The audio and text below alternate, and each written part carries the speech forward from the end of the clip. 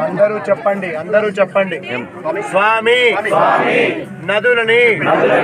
చెరువులని కుంటలని వాగులు వంకలు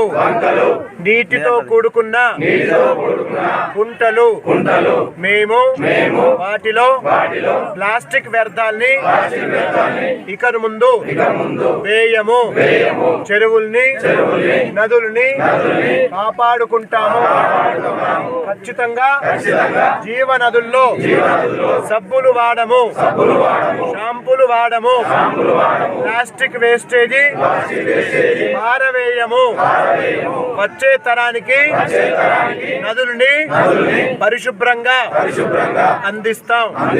ఈ శుభ సందర్భంలో కొండగట్టు గిరి ప్రదక్షిణలో